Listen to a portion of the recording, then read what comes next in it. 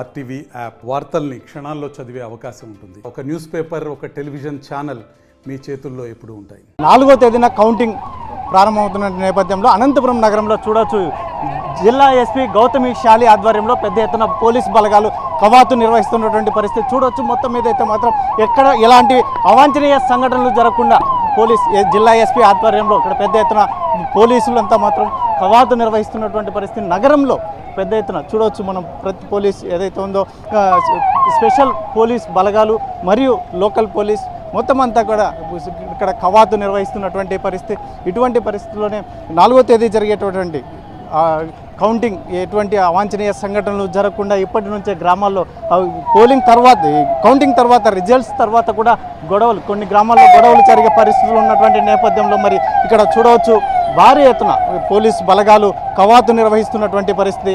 మొత్తం పోలీస్ బలగాలతో ఇక్కడ జిల్లా ఎస్పీ గౌతమి శాలి ఆధ్వర్యంలో ఇక్కడ సిఐలు, ఎస్ఐలు, డిఎస్పీలు మొత్తం అంతా కూడా ఇక్కడ నగరంలో మొత్తం అంతా వాక్ చేస్తూ కూడా ఈ బలగాలన్నీ తిరుగుతున్నటువంటి పరిస్థితి. ఇటువంటి పరిస్థితుల్లో మరి రానున్న ఎన్నికల కౌంటింగ్ తర్వాత ఎటువంటి చర్యలు ఉండబోతాయి, ముఖ్యంగా పోలీసులు ఎలాంటి కఠిన చర్యలు తీసుకోబోతున్నారు.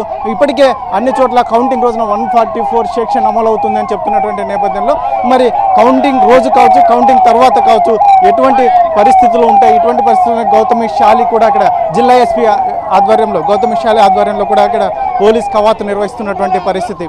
మరి మొత్తం ఎస్పీ గారు ఏం చెప్తారు చూద్దాం ఒకసారి. కౌంటింగ్ జూన్ 4th ఉంది. దానికి అనంతపురం పోలీస్ కంప్లీట్గా సంసిద్ధమయ్యాం. సో అందులో భాగంగానే ఈరోజు ఇక్కడ ఫ్లాగ్ మార్చ్ కూడా నిర్వహించడం జరుగుతోంది. ఈరోజు మార్నింగ్ జేఎన్టీయూ చుట్టూ 5 కిలోమీటర్స్ ఫ్లాగ్ మార్చ్ చేయడం జరిగింది. పట్టణంలో ఉన్న ప్రజలకు కూడా తెలియడం కోసం ఇక్కడ ఇప్పుడు ఫ్లాగ్ మార్చ్ అనేది చేయడం జరుగుతుంది.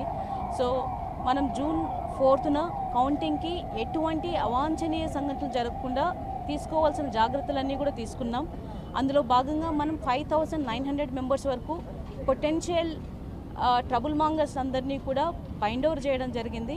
అలాగే అనంతపురం జిల్లాలో post election and post violence 332 rowdy sheets open చేయడం జరిగింది.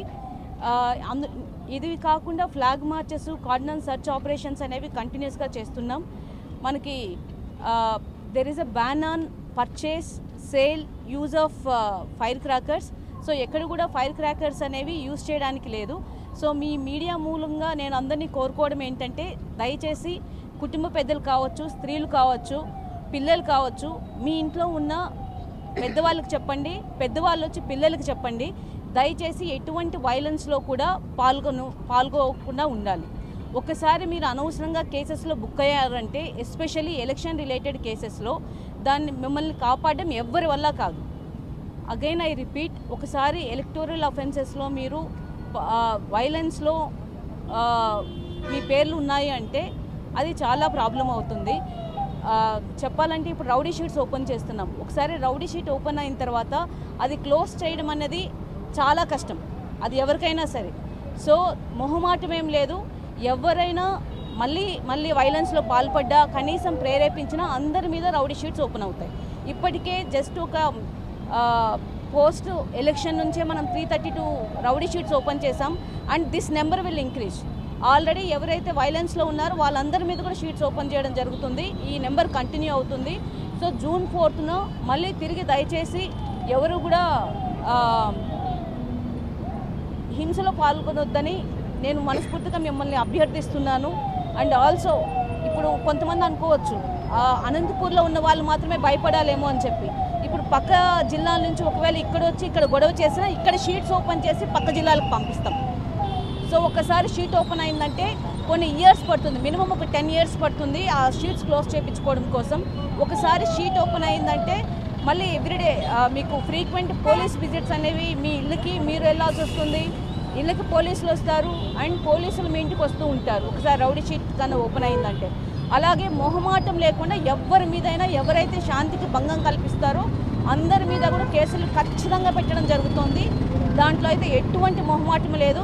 Irrespective of who they are, అది ఎవరైనా కావచ్చు, ఎటువంటి హింసకు పాల్పడినా especially on the day of counting ఎవరిని వదిలిపెట్టేది లేదు. అందరి మీద కేసులు పెట్టడం జరుగుతుంది. ప్రాపర్ ఐపీసీ సెక్షన్ కింద పెట్టడం జరుగుతుంది. అలాగే వాళ్ళందరి మీద షీట్స్ ఓపెన్ చేయడం కూడా జరుగుతుంది. ఇందులో భాగంగా మీకు చెప్పాలనుకుంటున్నాం, మనం ఆల్రెడీ బైండ్ ఓవర్ అయ్యింది. ఒక 38 మెంబర్స్ హింసలో పాల్గొన్నారు. ఇప్పుడు వాళ్ళందరూ కూడా 1 lakh అలా ఎంత అమౌంట్కి అయితే వాళ్ళు బైండ్ ఓవర్ అయి ఉంటారో ఆ అమౌంట్ అంతా వాళ్ళు కట్టాల్సి వస్తుంది. సో దయచేసి ప్రజలంతా ఈ విషయాన్ని గమనించుకోవాలి. ఇంట్లో ఉన్న స్త్రీలు దయచేసి మీ ఇంట్లో ఉన్న మగవారికి చెప్పండి, అలాగే పెద్దలు వచ్చి పిల్లలకి చెప్పండి, అలాగే స్కూల్ గోయింగ్ చిల్డ్రన్ కావచ్చు, యువత కావచ్చు, మీరంతా కూడా దయచేసి మీ పేరెంట్స్కి చెప్పండి. ఈ ఫ్యాక్షనిజం వలన లేకపోతే ఈ హింసలో పాల్గొనడం వల్ల ఎటువంటి లాభం రాదు, మీకే చాలా ఇబ్బంది కలుగుతుంది. దయచేసి ఈ విషయాన్ని అందరూ గుర్తుపెట్టుకొని ఎస్పెషల్లీ జూన్ 4th కావచ్చు, కౌంటింగ్ అనేది చాలా ప్రశాంతంగా జరగాలి. కౌంటింగ్ అయిపోయిన తర్వాత కూడా ఎటువంటి వైలెన్స్ ఎక్కడా జరగడానికి లేదు. ఎవరు అన్ని రకాల ఏర్పాట్లు చేయడం జరిగింది. దీనికి మించి ఎవరైనా పాల్పడితే ఏ రకమైన చర్యలు తీసుకుంటామన్నది ముందే చెప్తున్నాం. కేసెస్ డెఫినెట్గా పడతాయి. ఇర్రెస్పెక్టివ్ ఎవరన్నది కాకుండా చట్టపరమైన అన్ని చర్యలు తీసుకోవడం జరుగుతుంది. కేసెస్ బుక్ చేస్తాం, జైలుకి పంపిస్తాం, ఇంకా రౌడీ షీట్స్ ఓపెన్ చేపిస్తాం. అలాగే ఆల్రెడీ బాండ్స్ ఉంటాయి కాబట్టి అవి కూడా గవర్నమెంట్కి ఫైన్ కట్టాల్సి వస్తుంది. సో దయచేసి ఇది అందరూ గుర్తుపెట్టుకోండి. అలాగే on the day of counting మనం డ్రోన్ సర్వేలెన్స్ అనేది కూడా మనం చేయడం జరుగుతుంది. ఇప్పటికీ కొత్త ప్లేసెస్లో ఉన్న కెమెరాసే కాకుండా కొత్త ప్లేసెస్లో మేము కెమెరాస్ పెట్టడం జరిగింది. అవన్నీ కూడా కంట్రోల్ రూమ్ నుంచి వ్యూ చేస్తాం. సో 144 అనేది స్ట్రిక్ట్గా ఇంప్లిమెంటేషన్ ఆ రోజు అవుతుంది.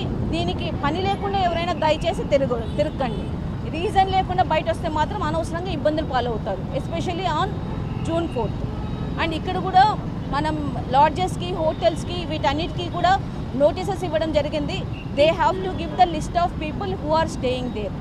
ఇలా కాకుండా వాళ్ళు ఎవరైనా తప్పు డీటెయిల్స్ ఇచ్చినా, పూర్తి సమాచారం పోలీసులకి అందించకపోయినా, అక్కడున్న వాళ్ళు ఏదైనా అల్లరి ముక్కలు ప్రాబ్లమ్ సృష్టించినా వాళ్ళందరినీ కూడా హార్బరింగ్ ఆఫ్ అక్యూజ్డ్ కింద వాళ్ళని కూడా బుక్ చేయడం జరుగుతుంది. సో మొత్తం Anantapuram entire will be in police control, and I am sure with all your cooperation we will ensure that there is a violence free counting in Anantapuram district. Counting కేంద్రాల వద్ద మనకి 3 tyre బందోబస్తు ఉంటుంది. First అంతా CIPF first టైర్లో ఉంటారు. Next వచ్చి armed police of state police ఉంటుంది. దాని తర్వాత సివిల్ పోలీస్ ఉంటారు. వీళ్ళే కాకుండా ప్రతి ఒక్క కౌంటింగ్ సెంటర్ దగ్గర మనం ఒక క్యూఆర్టీ టీంని పెడుతున్నాం.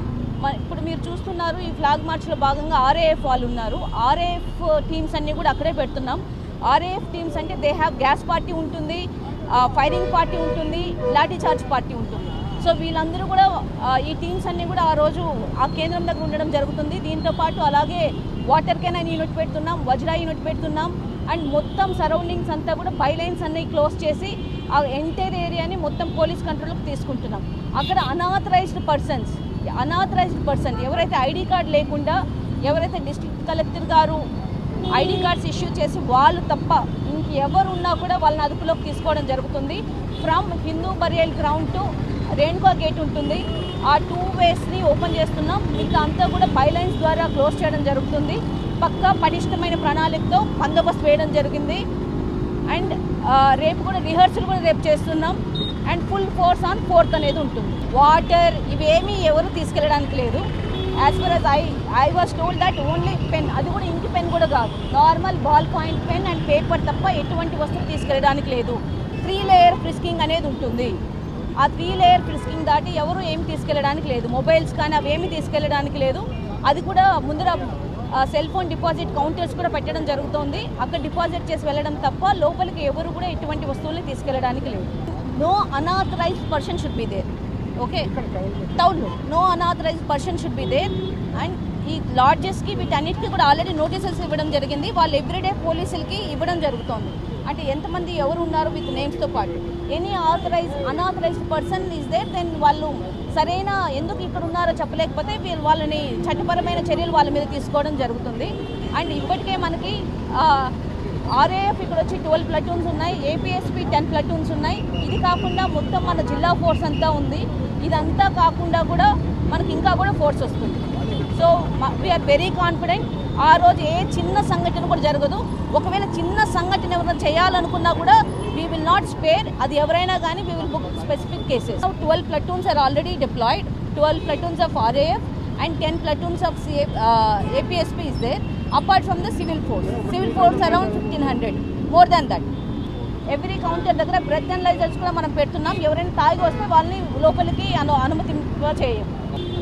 విక్టరీ ప్రాసెషన్స్ కానీ ఇవేమీ అలో చేయడం లేదు. ప్రతి ఒక్క కంటెస్టింగ్ క్యాండిడేట్కి కూడా మనం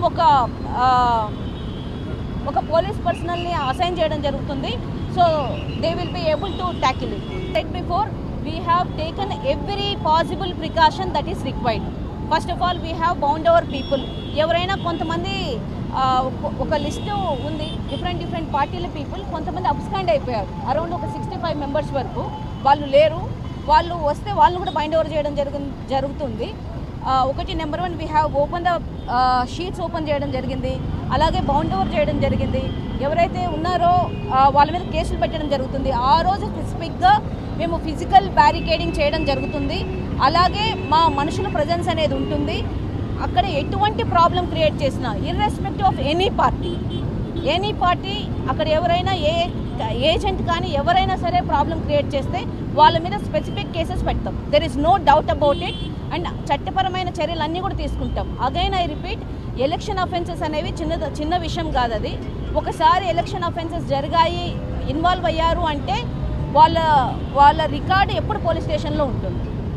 so I request all the women, ఇంటి పెద్దలకి, మీ అందరికీ నా విన్నపం ఏంటంటే దయచేసి మీ వాళ్ళకి చెప్పండి ఎటువంటి గొడవలకి తలదూర్చొద్దని. మీకు ఏదైనా anybody have any problem, you can always approach police. ఎవరికైనా ఏదైనా ప్రాబ్లం ఉంటే ఏ రకంగానైనా సరే మీరు పోలీసుల దగ్గరకు వస్తే మీ సమస్య పరిష్కారం అవుతుంది. ఎవరైనా చట్టాన్ని చేతుల్లోకి తీసుకోవాలని చూస్తే మాత్రం ఊరుకునేది లేదు. Law of the land should prevail and it shall prevail.